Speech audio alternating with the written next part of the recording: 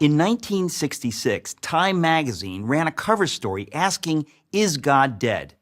The cover reflected the fact that many people had accepted the cultural narrative that God is obsolete, that as science progresses, there's less need for a God to explain the universe. It turns out, though, that the rumors of God's death were premature. In fact, perhaps the best arguments for his existence come from, of all places, science itself. Here's the story. The same year Time featured its now famous headline, the astronomer Carl Sagan announced that there were two necessary criteria for a planet to support life: the right kind of star and a planet the right distance from that star. Given the roughly octillion planets in the universe, that's one followed by 24 zeros, there should have been about septillion planets, that's one followed by 21 zeros, capable of supporting life. With such spectacular odds, scientists were optimistic that the search for extraterrestrial intelligence, known by its initials SETI, an ambitious project launched in the 1960s, was sure to turn up something soon. With a vast radio telescopic network, scientists listened for signals that resembled coded intelligence. But as the years passed, the silence from the universe was deafening. As of 2014, researchers have discovered precisely bupkis, nada, zilch, which is to say zero followed by an infinite number of zeros. What happened?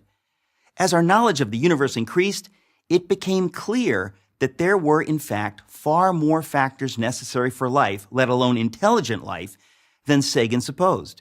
His two parameters grew to 10, then 20, and then 50, which meant that the number of potentially life-supporting planets decreased accordingly. The number dropped to a few thousand planets and kept on plummeting. Even SETI proponents acknowledged the problem.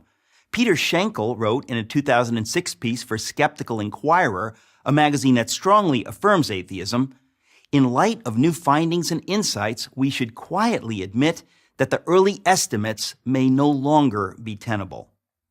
Today, there are more than 200 known parameters necessary for a planet to support life, every single one of which must be perfectly met or the whole thing falls apart. For example, without a massive gravity-rich planet like Jupiter nearby to draw away asteroids, Earth would be more like an interstellar dartboard than the verdant orb that it is. Simply put, the odds against life in the universe are astonishing.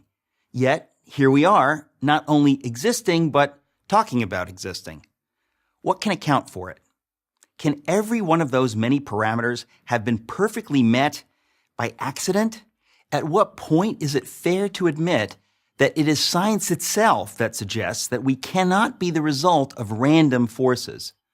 Doesn't assuming that an intelligence created these perfect conditions in fact require far less faith than believing that a life-sustaining Earth just happened to beat the inconceivable odds? But wait, there's more. The fine-tuning necessary for life to exist on a planet is nothing compared with the fine-tuning required for the universe to exist at all. For example, astrophysicists now know that the values of the four fundamental forces, gravity, the electromagnetic force, and the strong and weak nuclear forces, were determined less than 1/1,000,000th of a second after the Big Bang. Alter any one of these four values ever so slightly, and the universe as we know it could not exist. For instance, if the ratio between the strong nuclear force and the electromagnetic force had been off by the tiniest fraction of the tiniest inconceivable fraction, then no stars could have formed at all. Multiply that single parameter by all the other necessary conditions, and the odds against the universe existing are so heart-stoppingly astronomical that the notion that it all just happened defies common sense. It would be like tossing a coin and having it come up heads 10 quintillion times in a row. I don't think so. Fred Hoyle, the astronomer who coined the term Big Bang, said that his atheism was greatly shaken by these developments. One of the world's most renowned theoretical physicists, Paul Davies, has said that the appearance of design is overwhelming. Even the late Christopher Hitchens, one of atheism's most aggressive proponents, conceded that without question the fine-tuning argument was the most powerful argument of the other side.